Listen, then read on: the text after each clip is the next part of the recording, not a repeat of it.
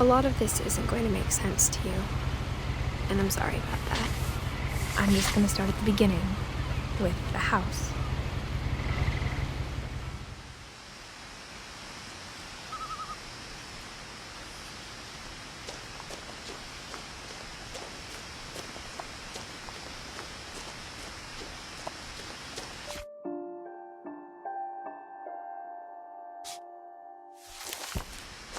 I lived here until I was 11, but I wasn't allowed inside half the rooms.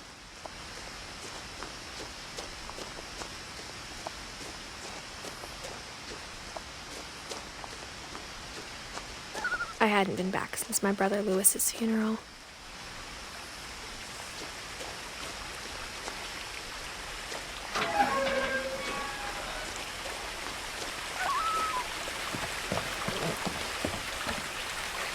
In her will, my mother left me a key, but didn't tell me what it unlocked.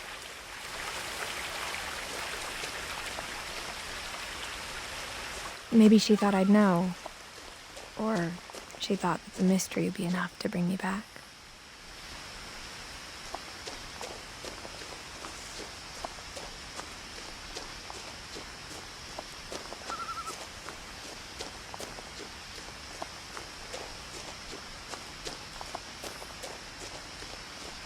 No one had driven this way in a long time, but I saw a few hoof prints.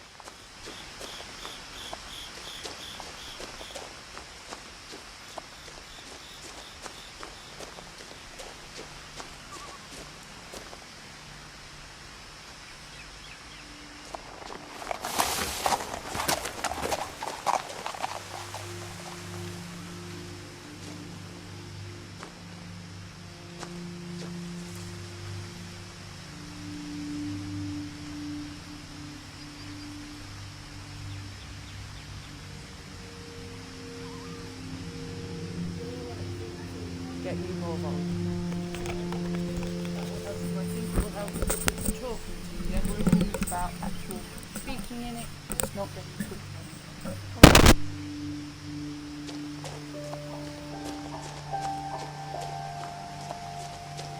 The truth is, even after I inherited the house, I never thought I'd come back to it. But now I had questions about my family that only the house knew the answers to.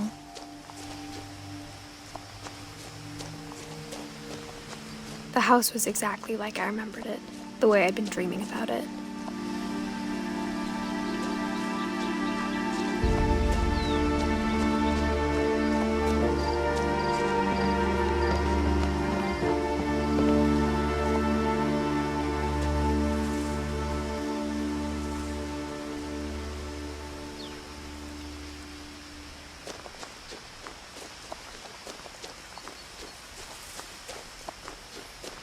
As a child, the house made me uncomfortable in a way I couldn't put into words.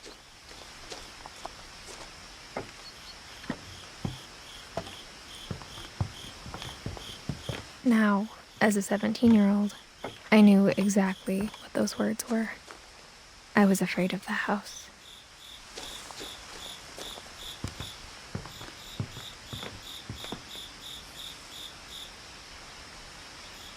I hoped the key might unlock the front door. It didn't.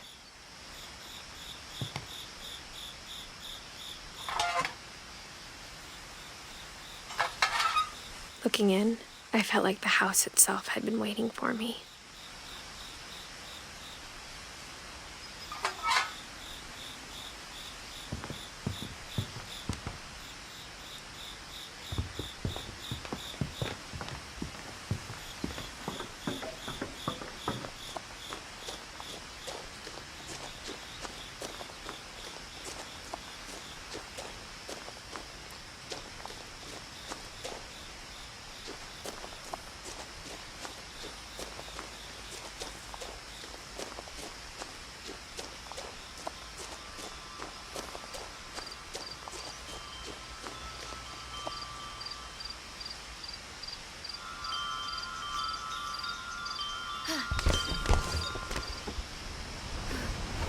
Crawling through the doggy door used to be a lot easier when I was 11.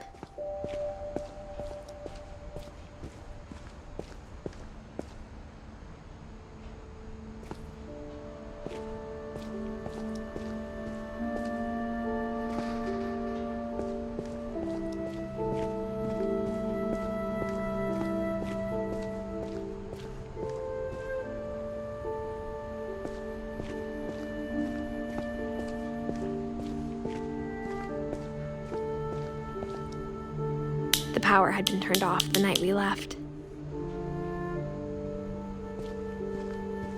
For the first time in years,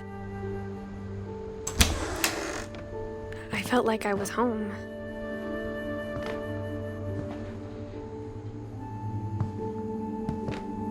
But instead of a family, there were just memories of one.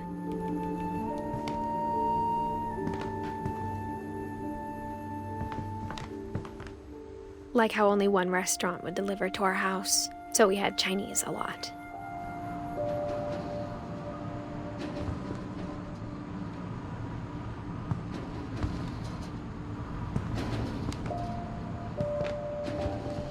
Or how after Louis started working at the cannery, we all got sick of eating salmon.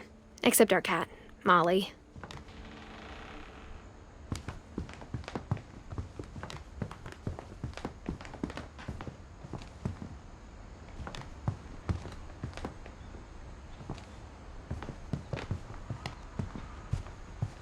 The table was still a wreck from the night we left. It was like a bomb had gone off, killing everyone but sparing the furniture.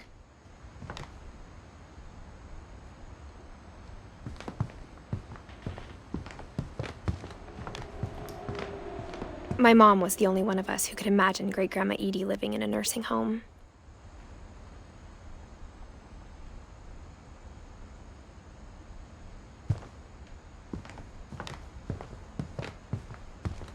Nothing in the house looked abnormal.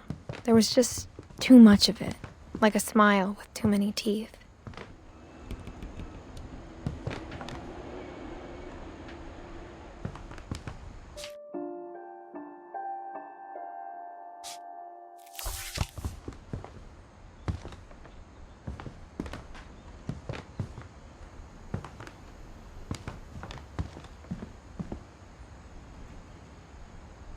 Mom always told me to stay out of the basement, so I wasn't too surprised when the key didn't fit.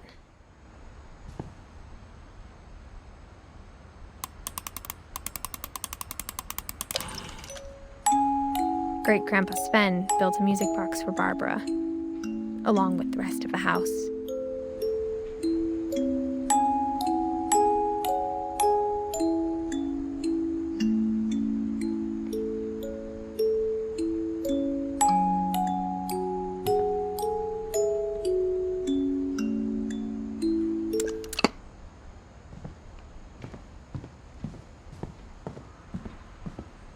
A lot of things got left behind in the whirlwind of that last night.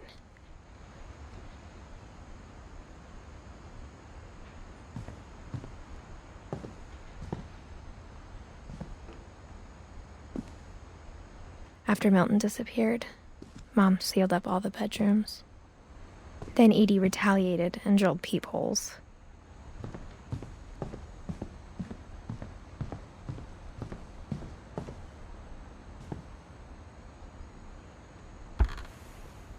My Grandpa Sam spent 7 years sharing a room with his dead brother, Calvin.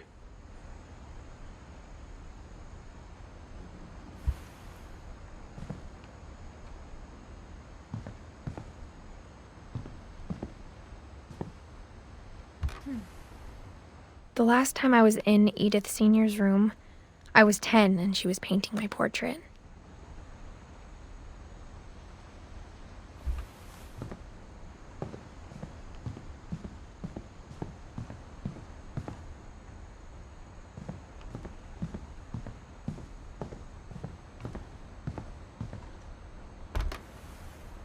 Barbara was a child star for 2 years, until America grew out of it.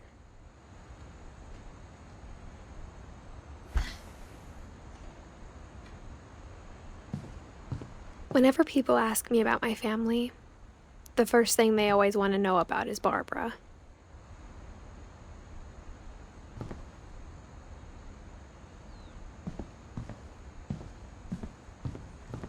Edie's father, Odin, built the original house.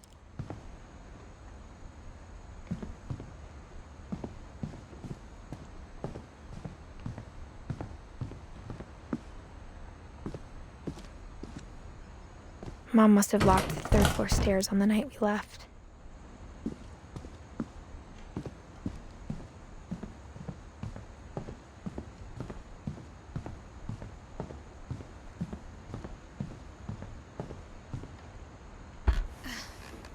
As a kid, I just assumed every house had peepholes and sealed rooms you weren't allowed inside of.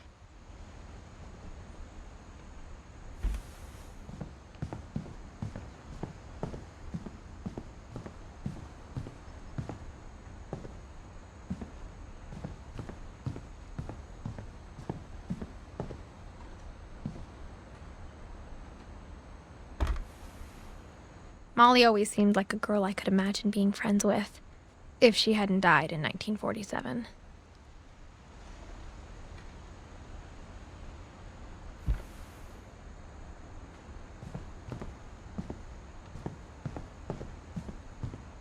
I spent a lot of time playing in Great Uncle Walter's room. I think my mom sometimes regretted not sealing it up. Lewis told me there were secret passages, but I never believed him.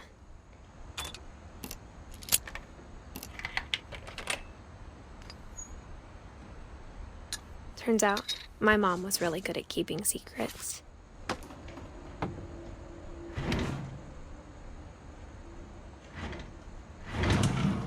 Now it was time to find out what my mom had been afraid of.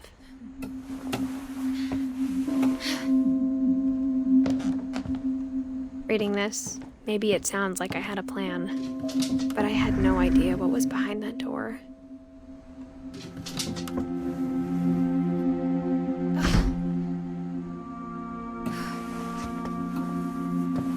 Just like I had no idea where all this was gonna lead.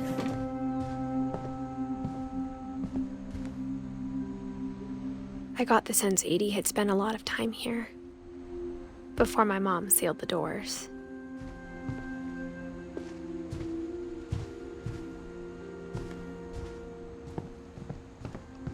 I grew up looking at Molly's room through the peephole. Molly's gerbil had a tiny bedroom with its own even tinier gerbil cage.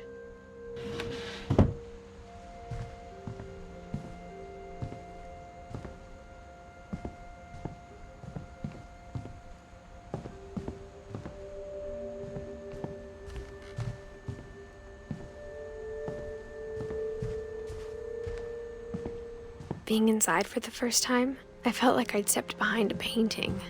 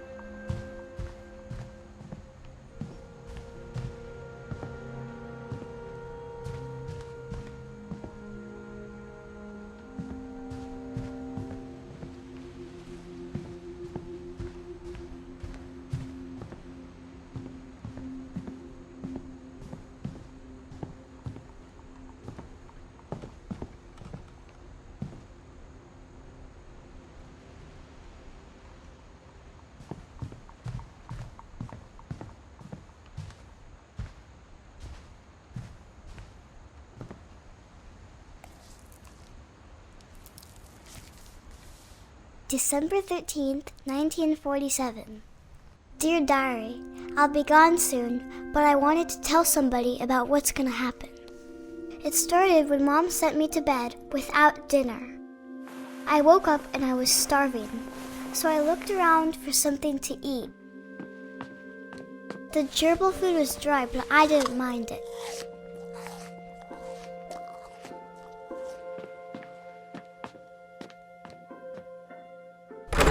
Mom, can I come out now? Sweetheart, it's late. Go to sleep.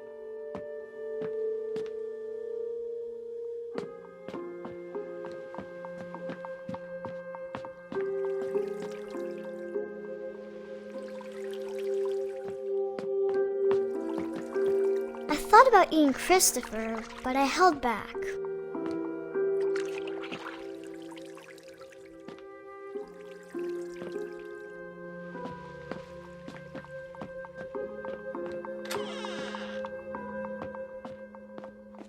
I kept eating and eating.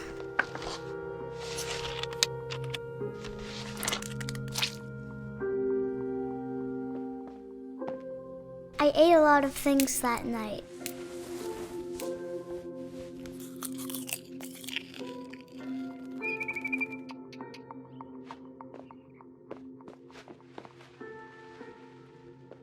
Then I heard chirping outside my window.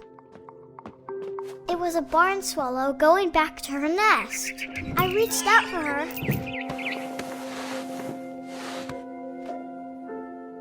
And suddenly, I was a cat.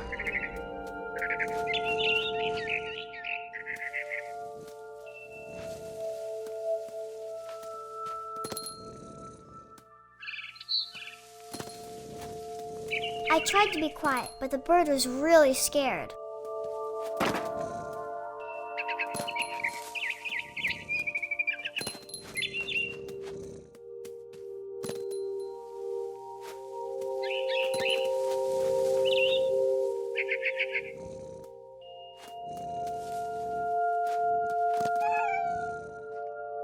Mom and Dad didn't even look at me.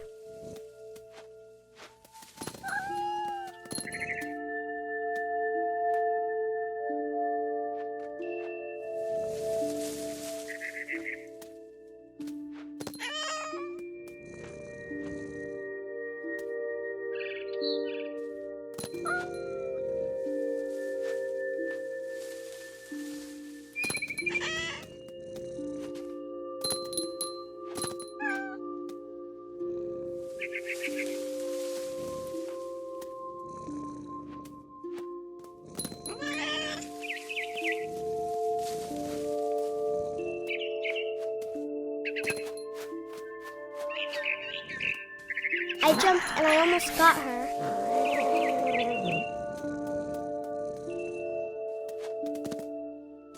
I could tell she was getting really tired.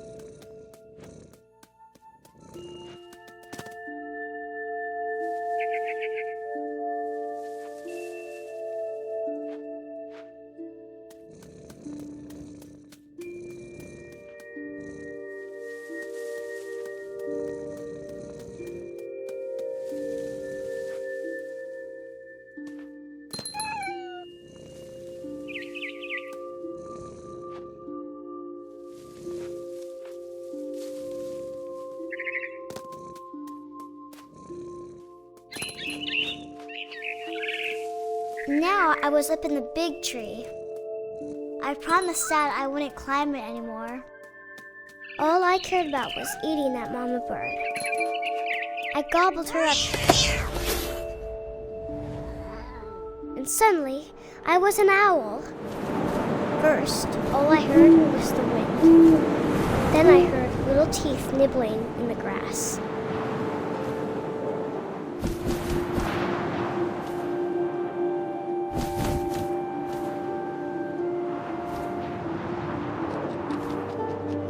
Rabbits.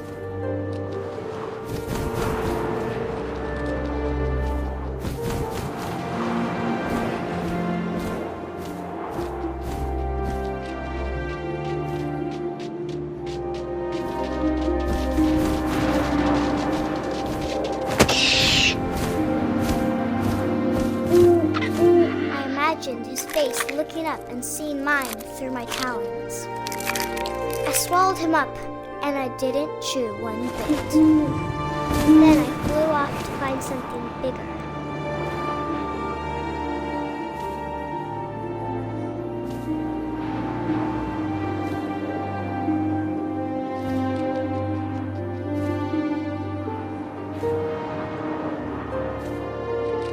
A mama rabbit.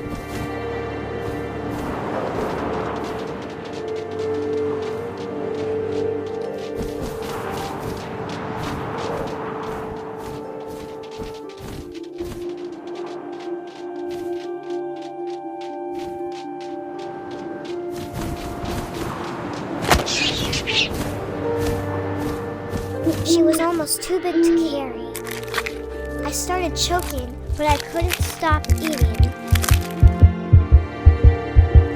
And suddenly, I was a shark.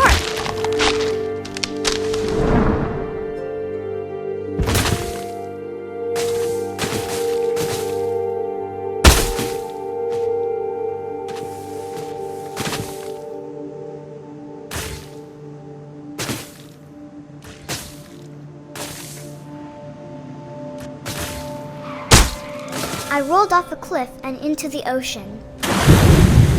Now, I was hungrier than ever.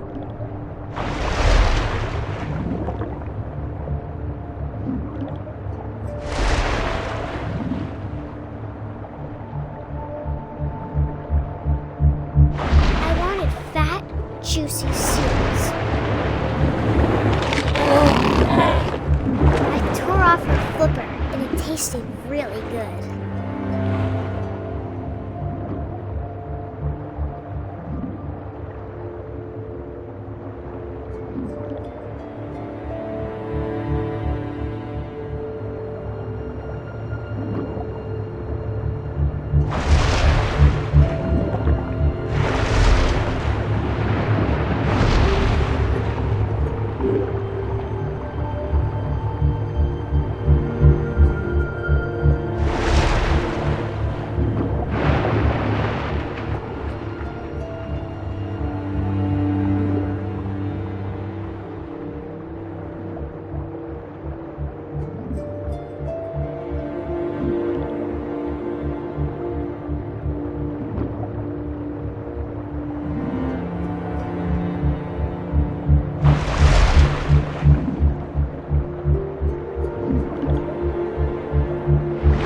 Grabbed on tight.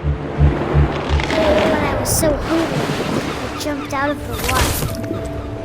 When I opened my eyes, everything had changed.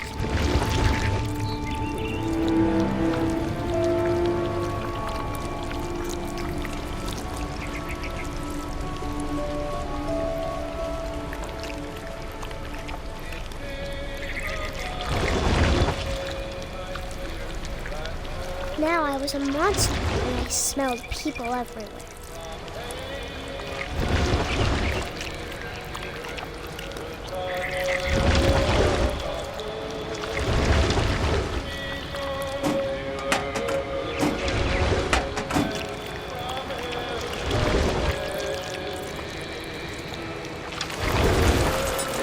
I was big, but I moved real quiet.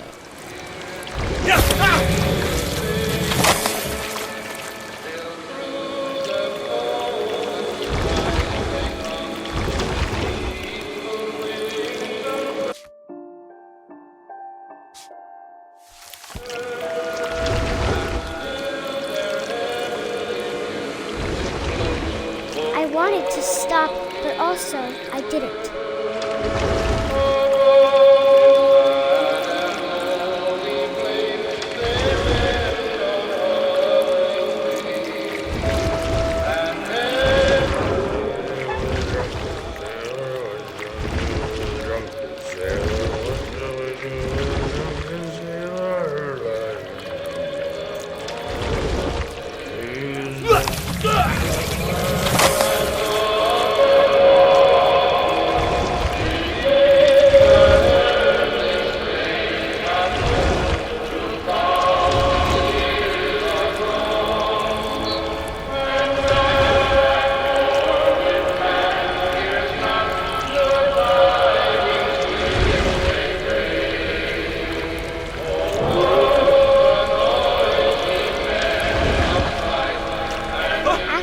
last passenger, I was still hungry. And across the water, I smelled something new. Something I had to have, so I swam towards it.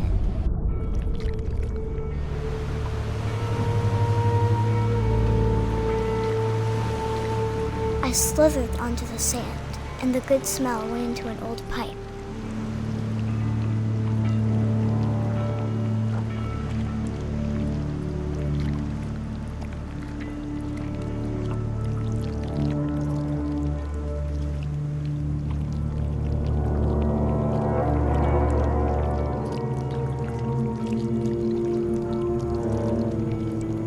I got closer and closer.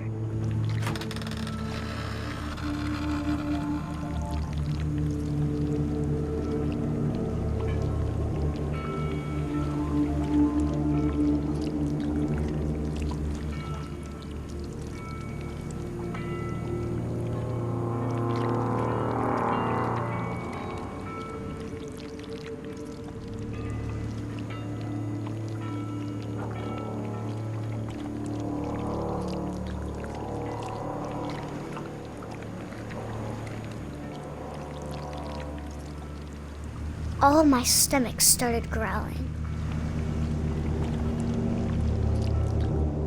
And suddenly, I was me again. I held my breath for a long time, but I couldn't hear anything. I think it's waiting for me to fall asleep. But it's not going to wait much longer. It needs to feed, and we both know I will be delicious.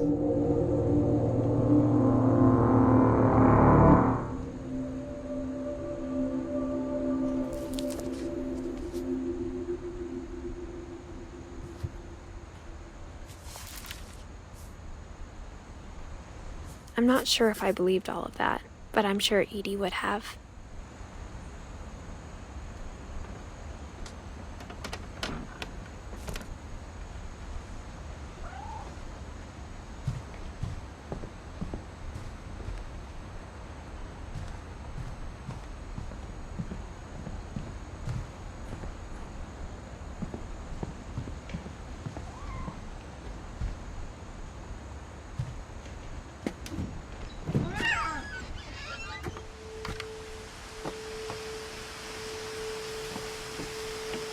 This will be obvious later, but my mom never told me any of these stories. Edie would have, but Mom didn't like bringing up the past. Though, when we adopted a stray kitten, she was the one who named it Molly. I spent a lot of time in Great-Grandma Edie's room.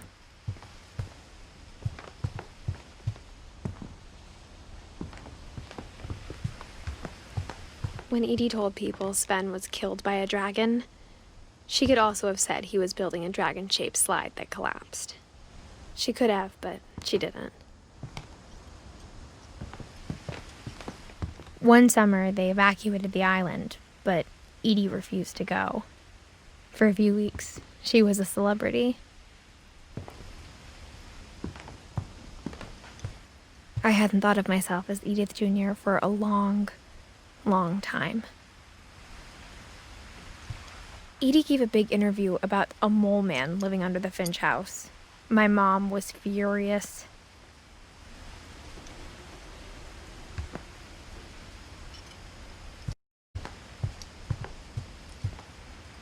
Louis died a week before we left, but Edie had already started to memorialize him.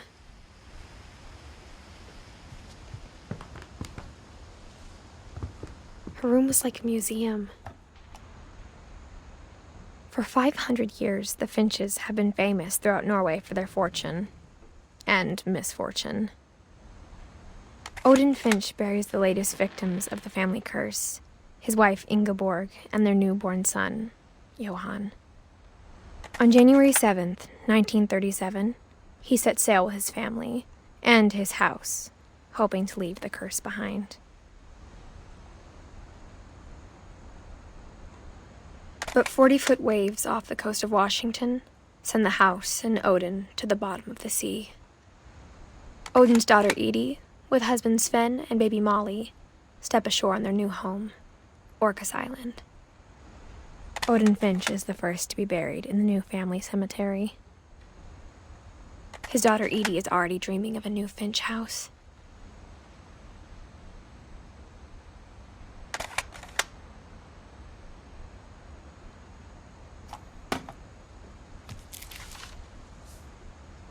Whatever's wrong with this family, it goes back a long ways.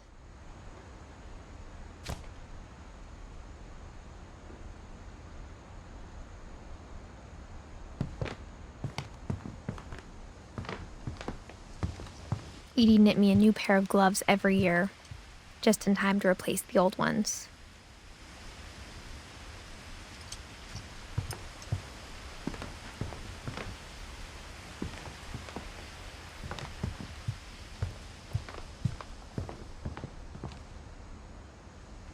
Even in her 90s, sometimes Edie seemed a lot younger than my mother. The only trace Grandpa Sam's first wife Kay left on the house was the pink bathroom. It was a pretty big trace.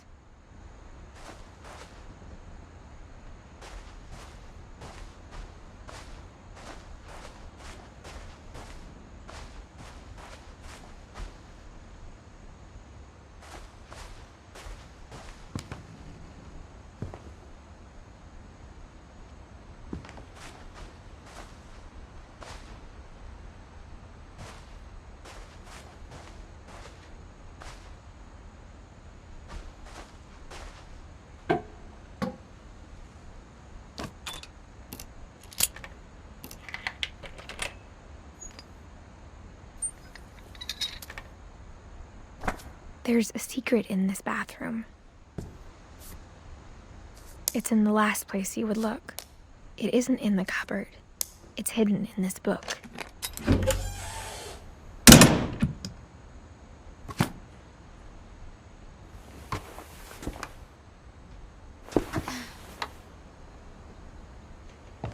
Sven gave Sam an old camera he'd refurbished. He never put it down.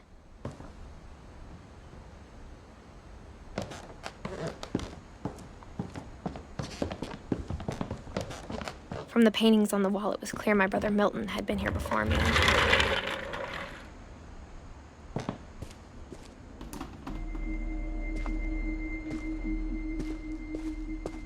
I knew Grandpa Sam had a twin, and that he never talked about him. I guess my grandpa didn't like history any more than my mom did.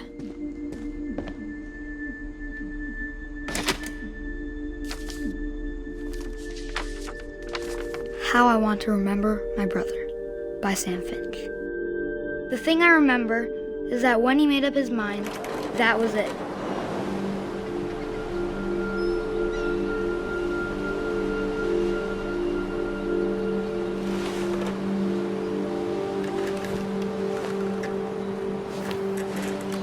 My brother said he'd die before he ate another mushroom, and he did.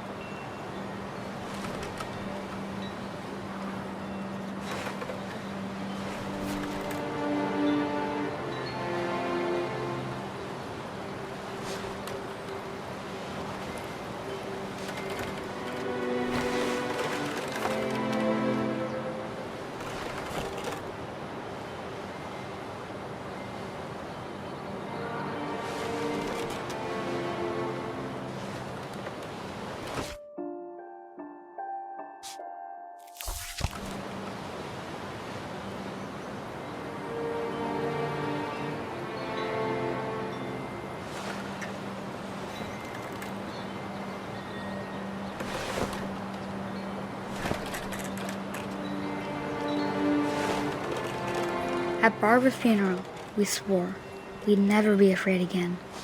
And he wasn't. I think Calvin always wanted to fly.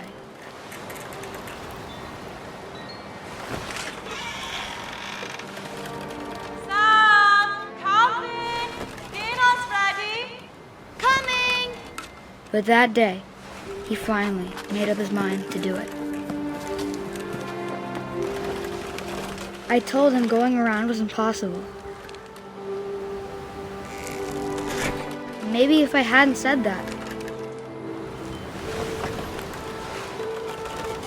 Calvin! I'm not gonna tell you again! maybe if the wind hadn't picked up, then maybe he'd still be here. But I doubt it.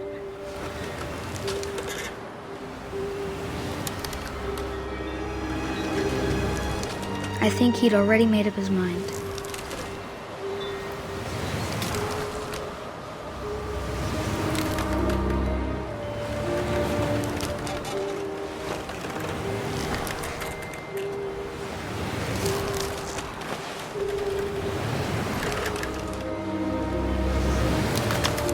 That's what I want to remember about my brother.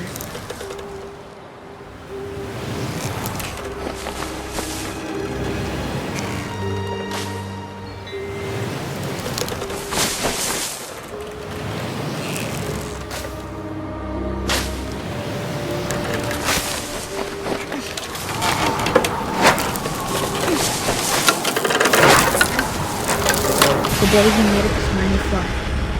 And he did.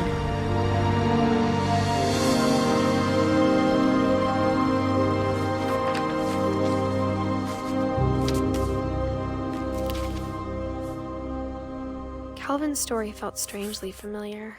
When I was younger, I remember trying to do the exact same thing. After the funeral, Edie roped off Calvin's half of the room.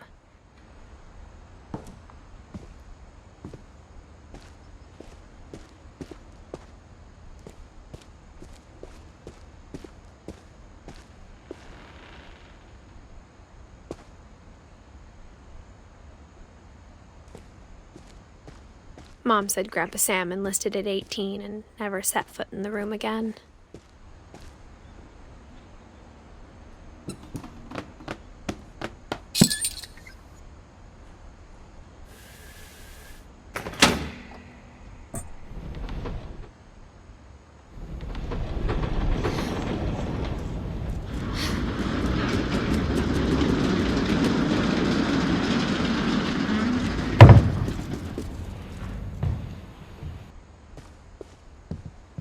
The passages were a pretty tight fit.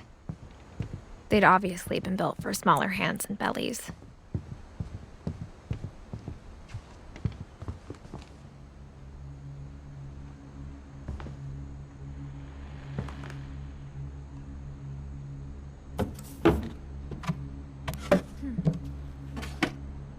Growing up, I always thought of Barbara as a child star.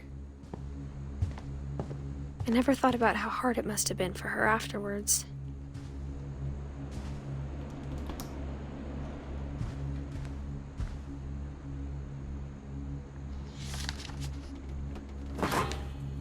Of all the stories people wrote about Barbara's death, I'm surprised Edie saved this one.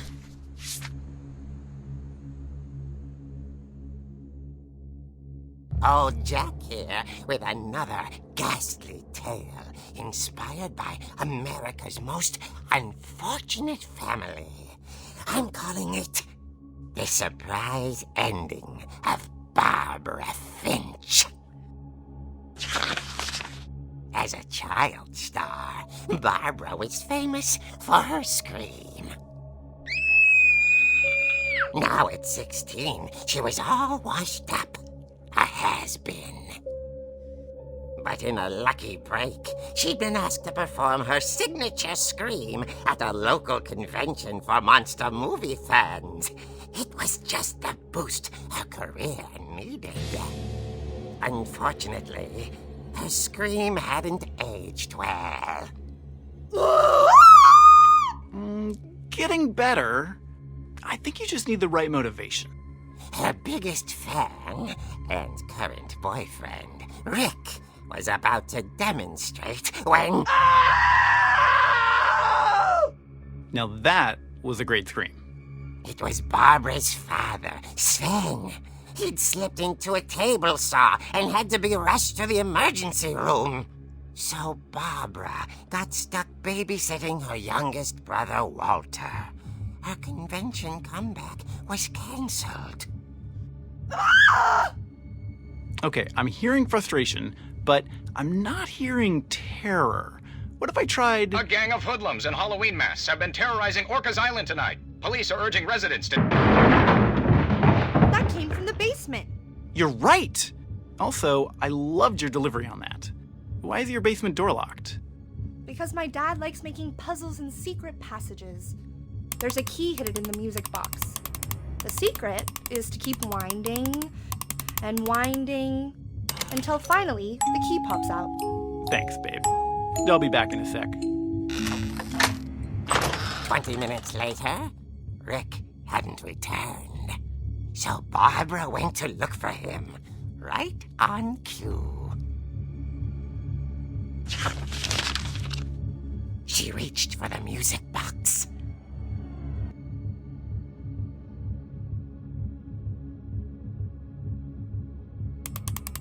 And as she wound the key, she listened for Rick, but the house was silent.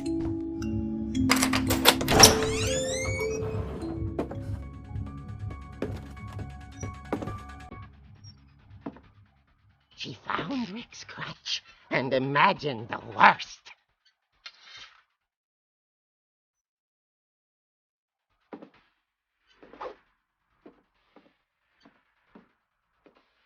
The gang's leader is the infamous Hookman killer, Dr. Carl Hamill, who impaled and then ate his family 10 years ago tonight.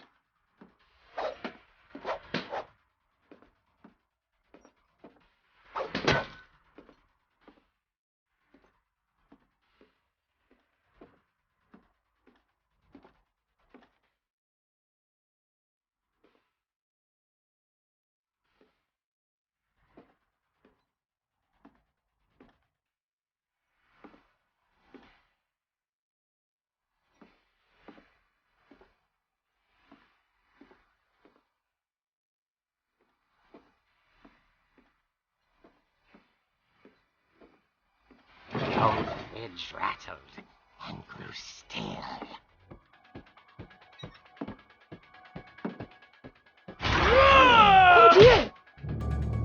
Oh! Rick? Barb, relax. I was just trying to scare you to help you find your scream. Well, I'm not scared, Rick. I'm furious. Then act furious. All I'm getting from you now is that you're hurt and confused and you... She threw him out, but she kept a little something to remember him by. Barb, have you seen my other crutch? And she was still holding it when she fell asleep watching the late picture show. Hours later...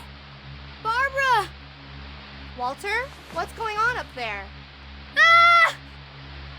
Okay, I'm coming up, but if this is a trick, you're dead, Walter.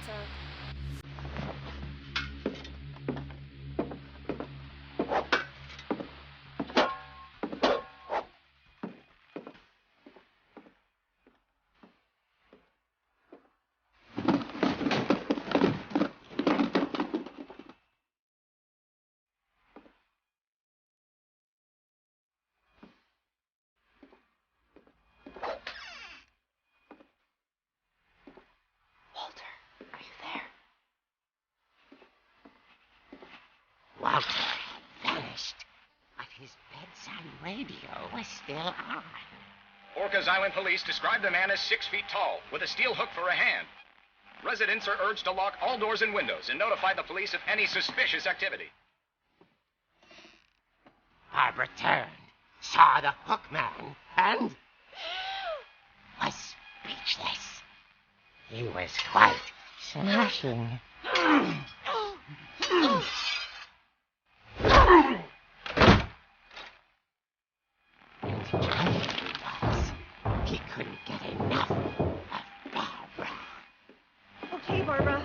gotta be another way out of here.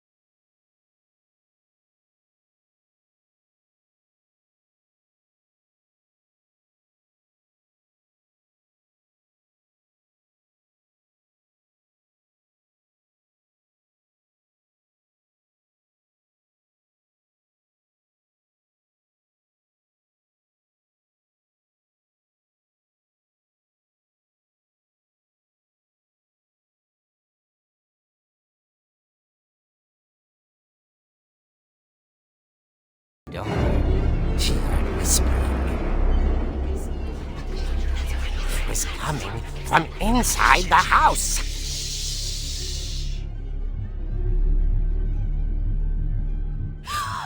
Oh dear.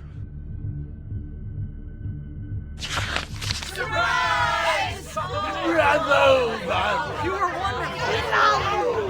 monsters had come to surprise her. For Barbara, it was a dream come true. Then she saw what kind of monsters they were, and she realized what was about to happen. She was going to be famous. And with her final breath, Barbara Finch gave the performance of her life.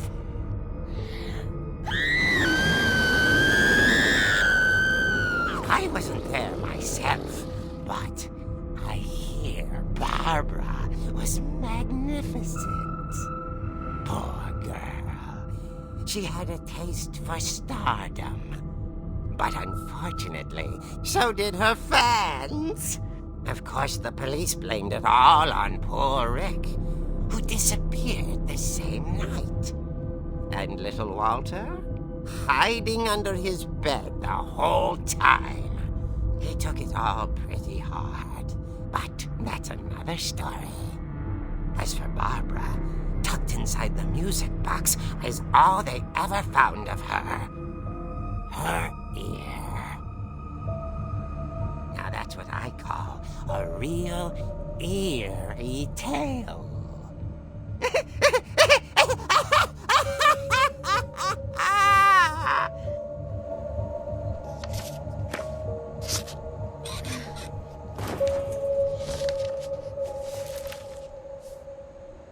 Edie told me all Barbara wanted was to be remembered, as absurd as that comic was. Maybe what Edie saw was a happy ending.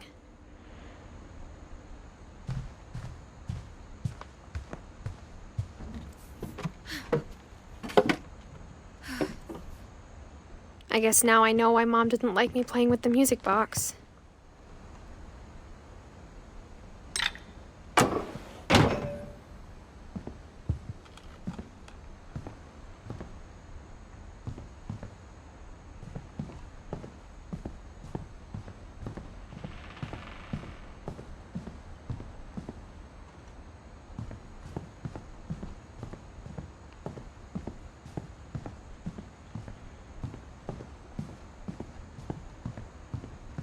It's funny. All those times I played with the music box and never found the basement key.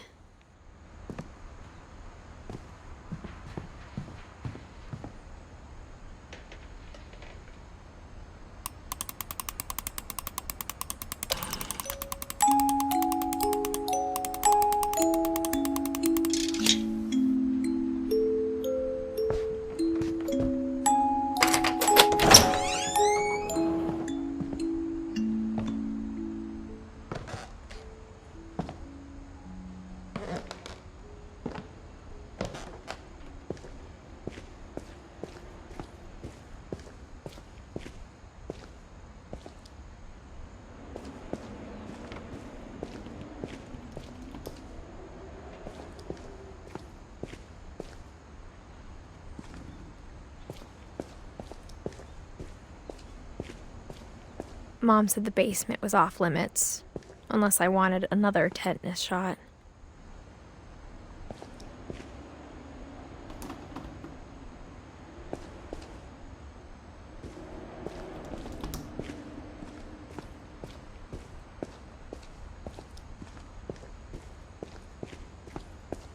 I saw Edie sneak down to the basement once, carrying packages.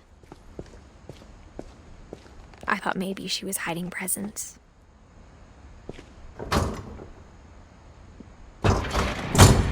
It turned out she was hiding a lot more than that.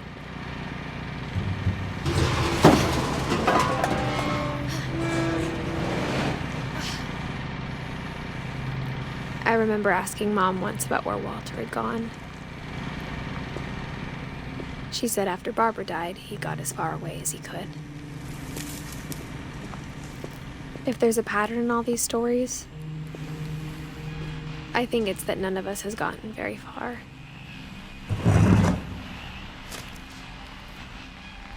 Goodbye, everyone. I can't believe I've been down here for 30 years. On that first day, after the shaking started, I didn't think I'd survive a week.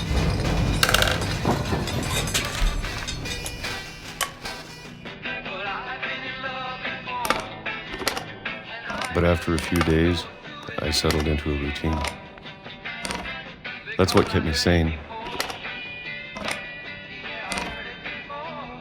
Having a schedule, living for today. I always expected to be dead tomorrow. But if you wait long enough, you get used to anything.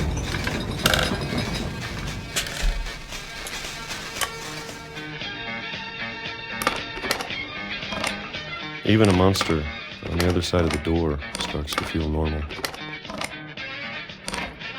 Almost friendly.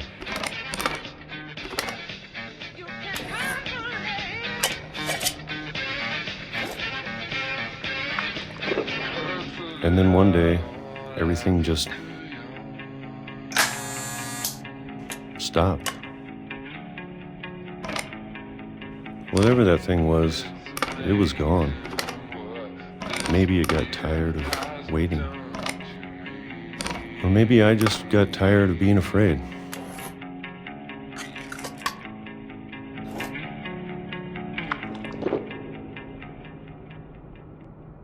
It's been a week now, the longest in 30 years. I'm done waiting. I have to leave while I still can.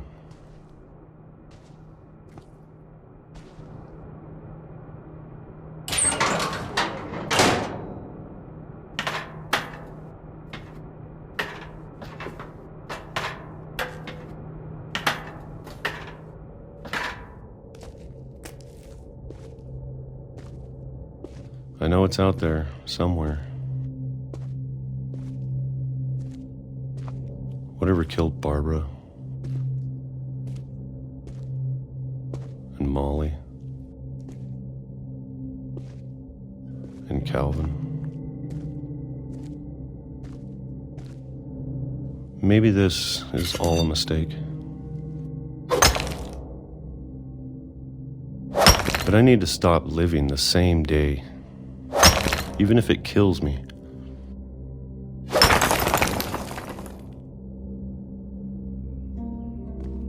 Whatever's out there, I want you to know I'm ready for it. I'm going to appreciate all of it, especially the food. I don't mind if I only have a year left. Or a month. Or a single week. I'd be happy with one new day. I can already imagine the sun on my face.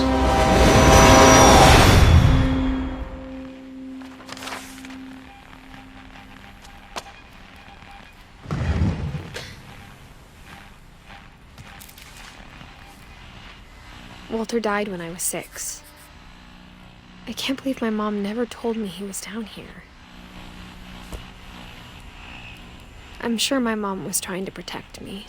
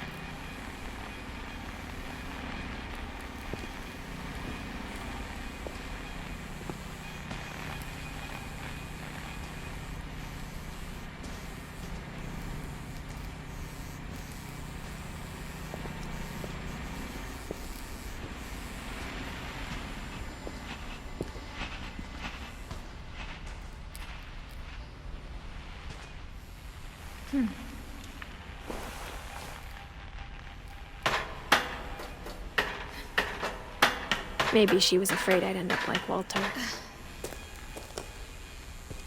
But if she never told me about an uncle under the house, I can only imagine what else she was hiding.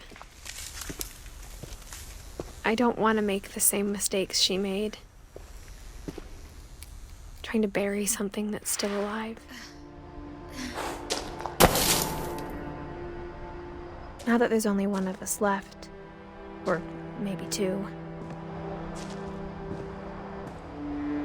I thought it was time I heard the stories for myself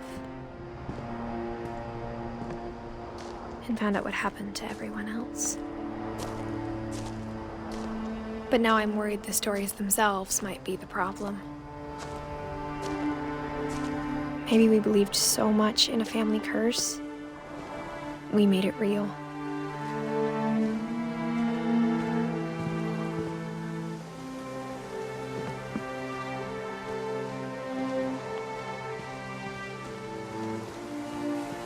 I don't know if I should even be writing this.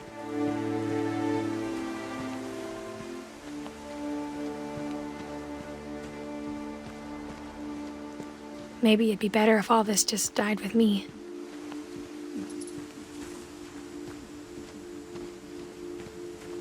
But I thought you should know about your family.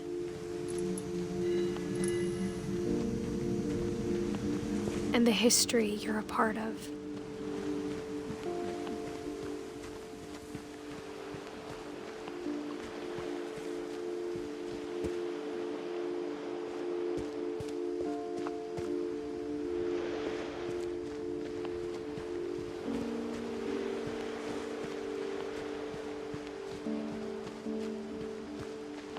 Though to be honest, I feel as lost as you probably do right now.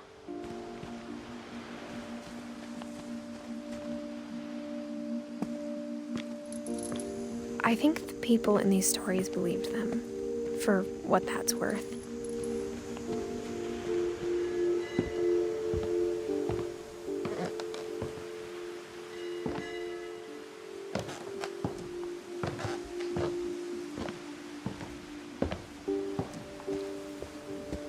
And when you look at the house, that history of imagination and stubbornness and madness, any of it seems possible.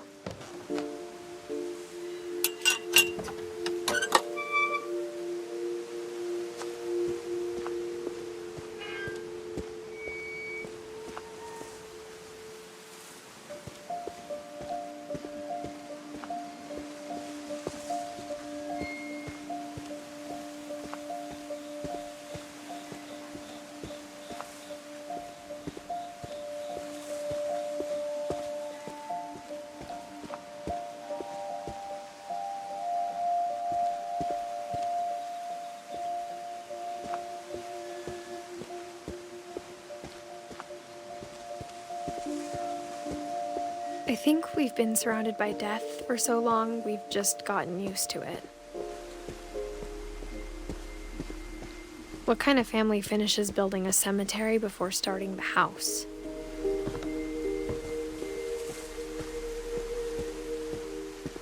It's embarrassing for me to admit this, but the pet cemetery made me more uncomfortable than the human one. 3 of the gerbils are mine, and 2 had been my fault.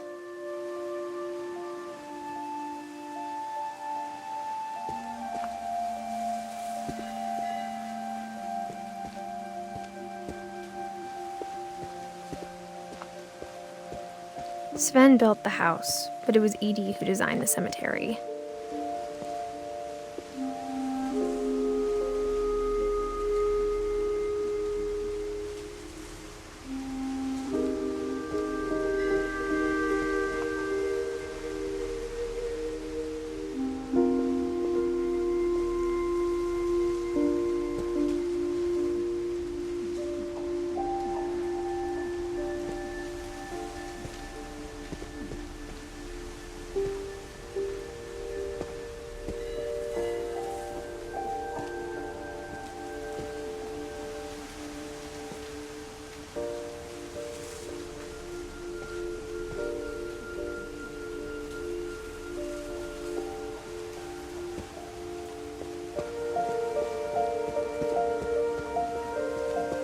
I'm sure Odin's monument had been Edie's idea.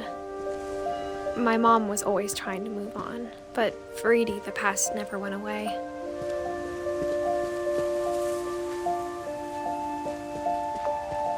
She could see it poking out of the water at low tide.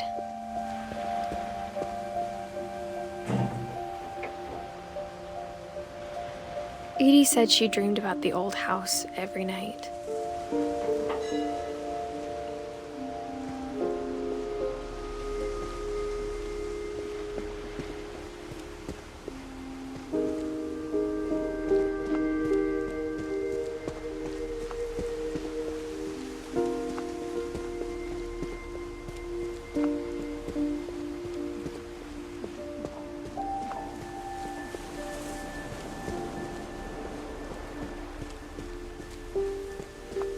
Edie's side was always easier for me to understand. But the older I get, the more I can see where my mom was coming from.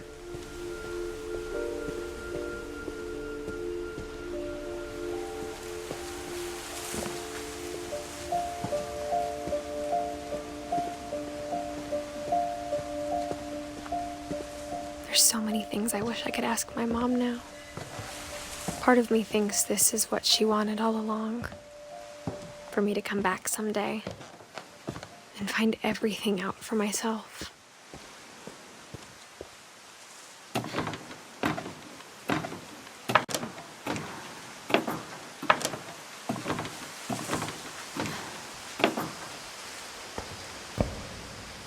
But looking back on it now, if she told me there was going to be so much climbing, I never would have come when I was 22 weeks pregnant.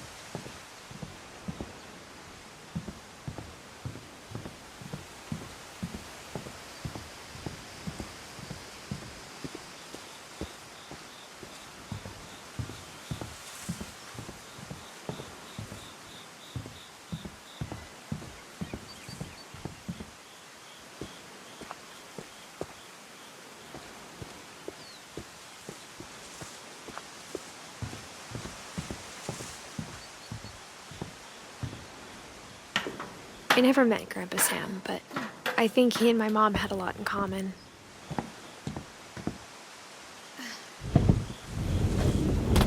They were both pretty intense.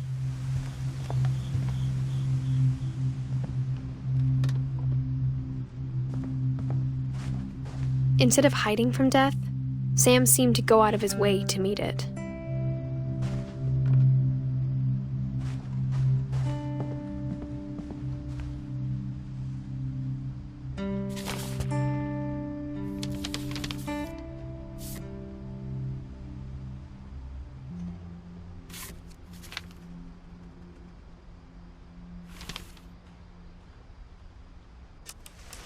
Dawn, I promise, you'll never forget this weekend.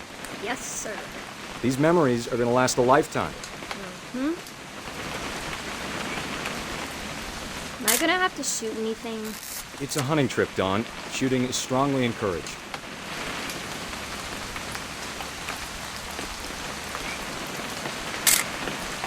Shouldn't we be leaving? Just want to get a shot of you, Dawn, then we can take off. I'm over here, Dad. Just need to get a shot of you, Dawn, then we can hit the road.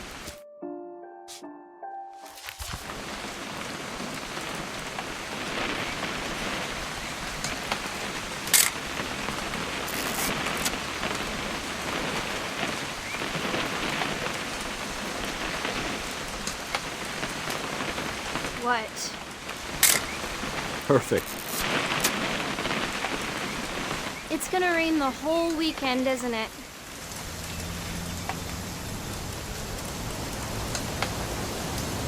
I will never forget this weekend, Dad.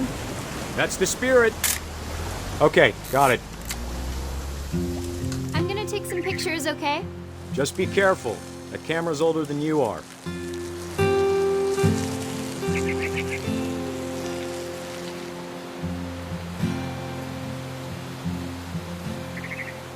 You're right, Dad. It's starting to clear up. Still freezing, though.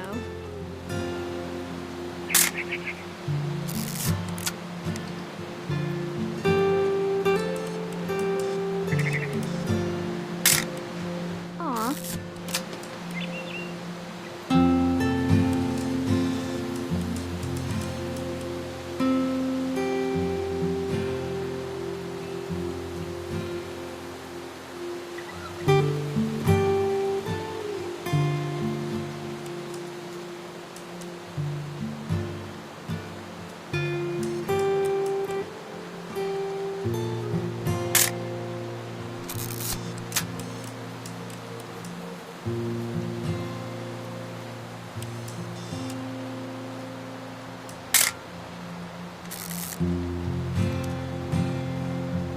Definitely should not have drunk all that coffee.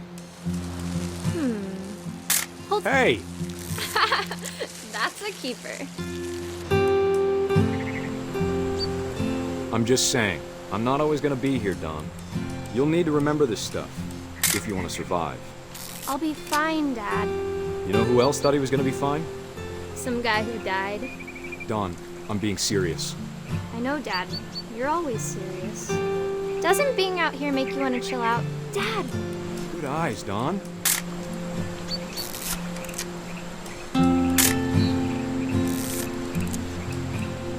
Before you take the shot, let me get a picture of you.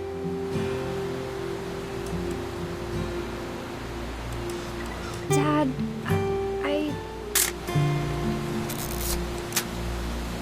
Let me get behind you. do I have to do this? Don, you don't have to do anything. But if you want to survive, you'll need to be strong. Great shot, Don!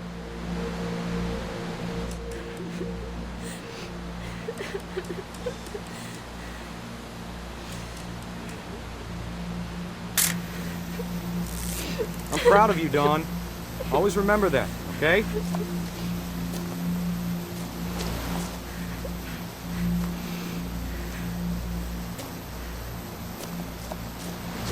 Sorry, Don. Just gotta reset the timer.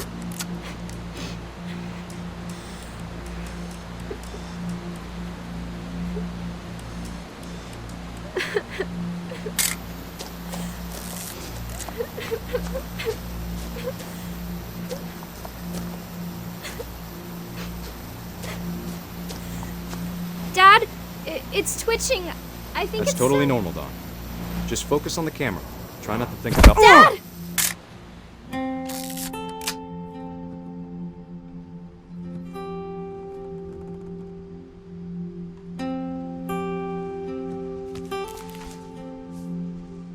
Of all these stories, that's the one I wish most that my mom had told me.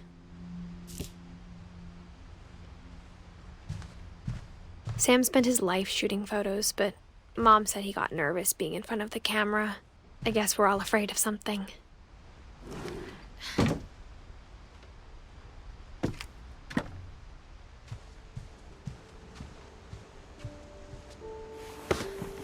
After Sam died, my mom and Edie got really close. They'd both lost a lot.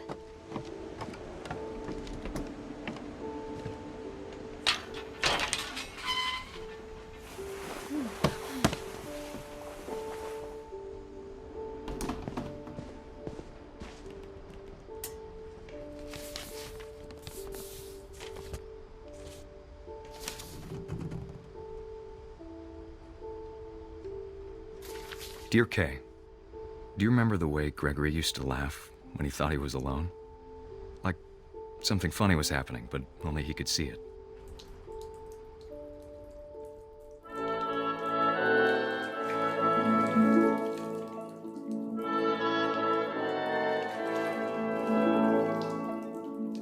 I think he saw things the rest of us don't.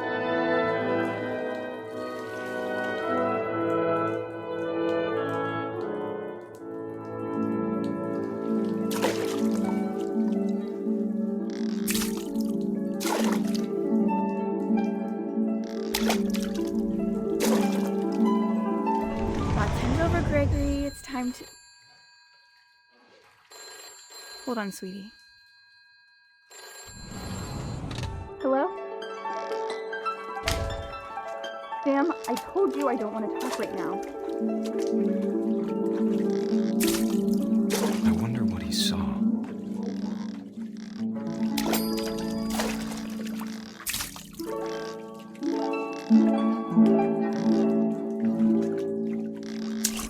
What his world was like.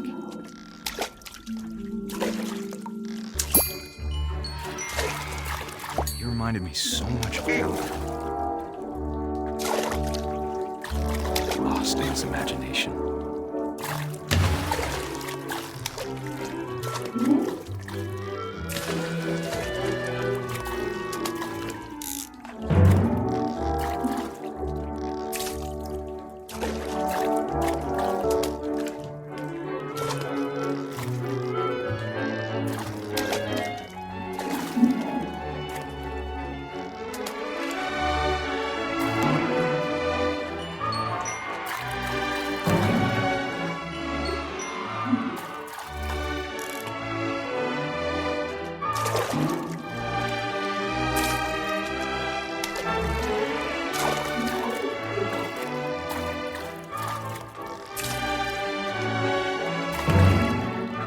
I know how silly it sounds.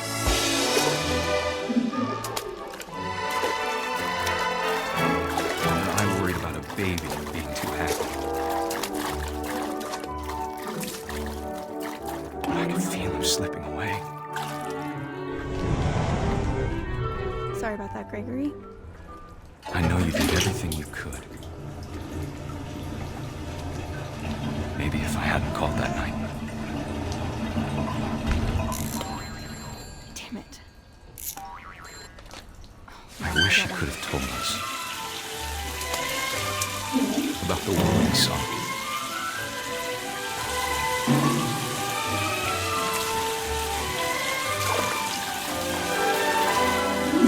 There's so much I don't understand about Gregory, about everything.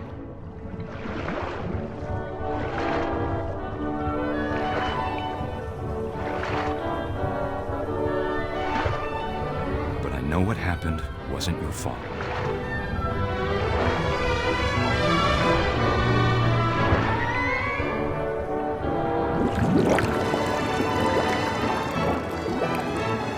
I'm sure he's happy. And he'd want you to be happy too. Good luck, Kay. Love, Sam.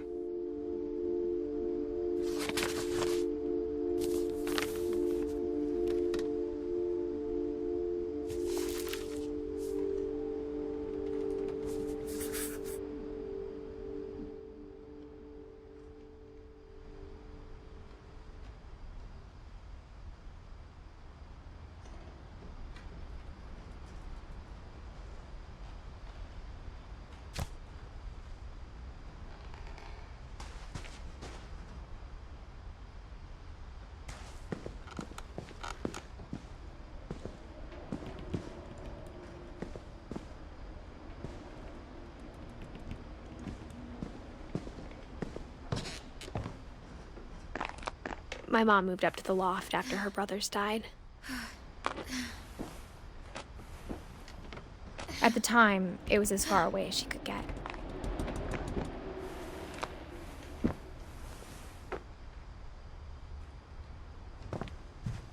I can't imagine what it was like for her to lose 2 sons after she'd already lost 2 brothers.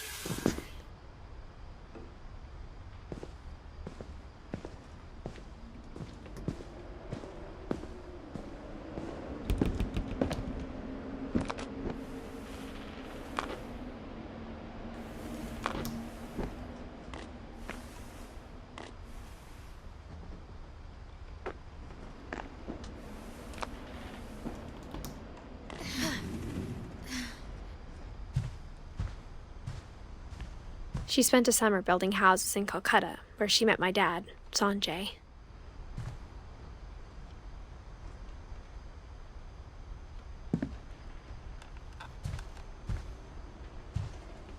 Religion was another thing my mom never talked about. but I think it helped her a lot after her dad died.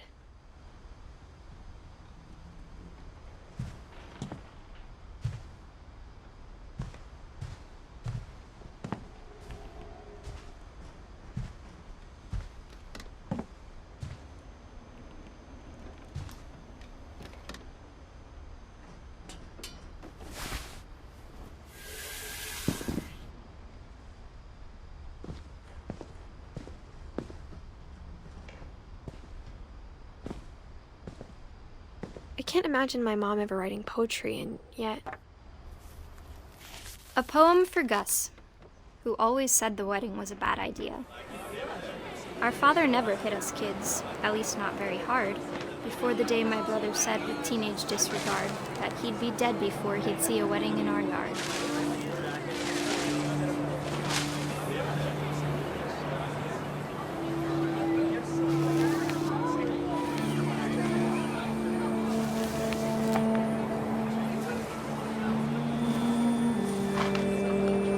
Father made him come, of course, but Gus stood far apart, just flew his kite and bottled up the storm inside his heart.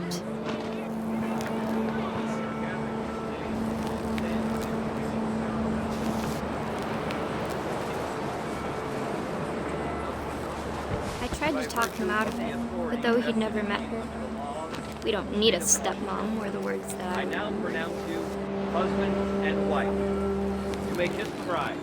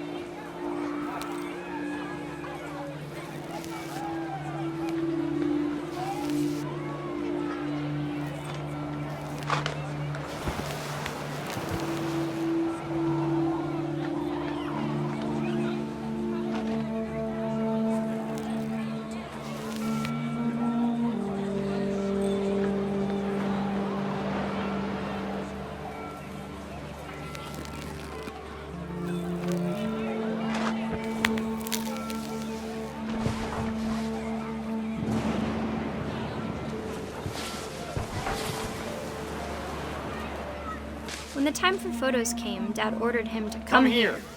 But Gus declined, and as a sign held up his middle finger.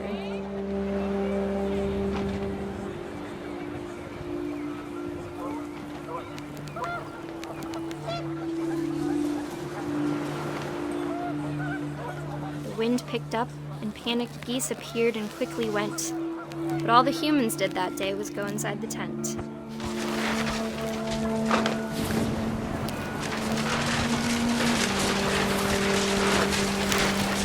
The rain came down in buckets then, but no one seemed afraid that nature might destroy the tent our dad had crudely made.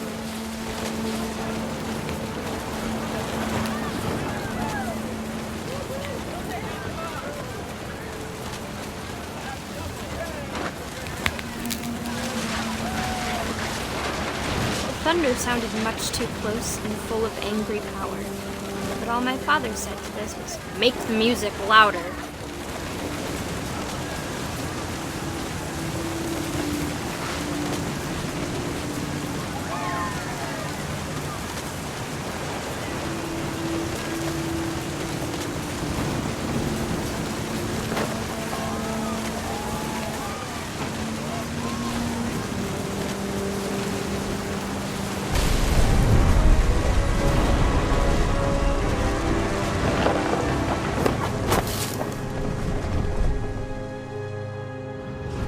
I wish that I could truly say I thought about you on that day.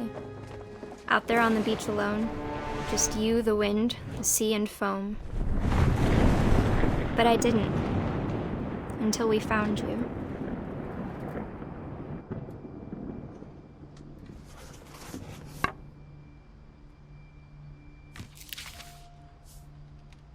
She never talked about him, but Mom told me once if I was a boy, they were going to name me Gus.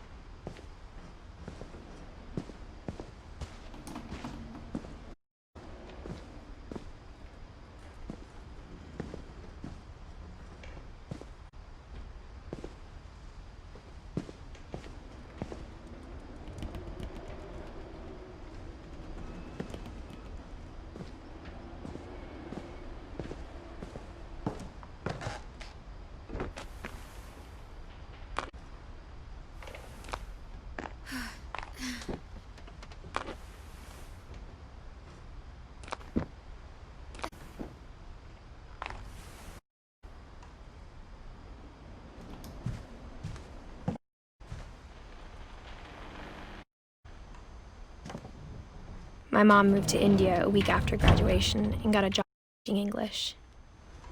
Lewis was born a year later.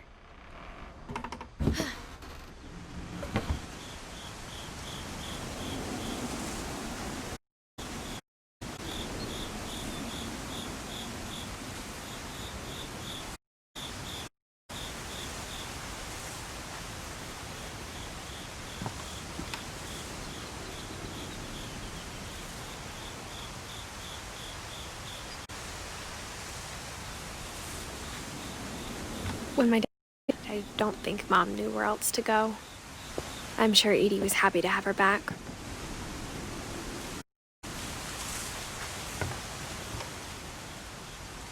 And to see us again.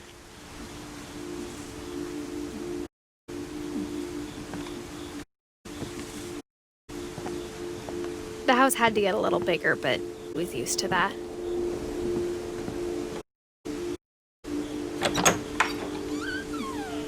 And for a while, good, normal.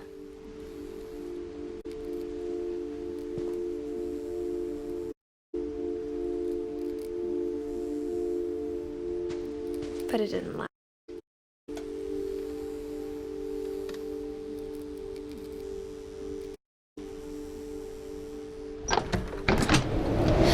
The beginning of the end was Milton's 10th birthday, when Edie gave him a cast.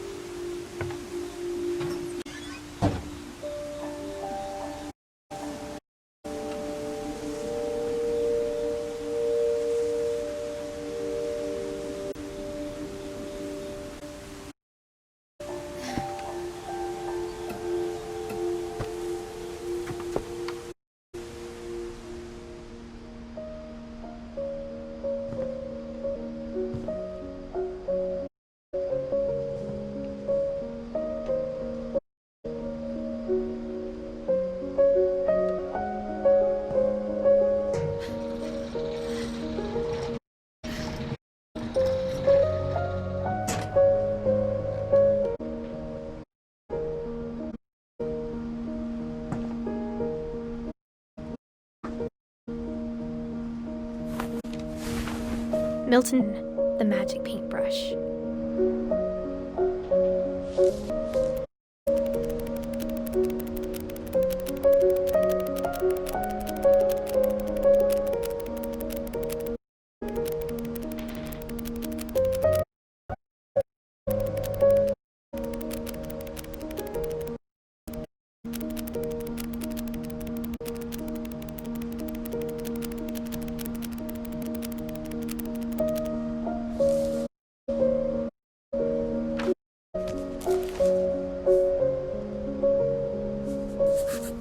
I was 4 when it disappeared.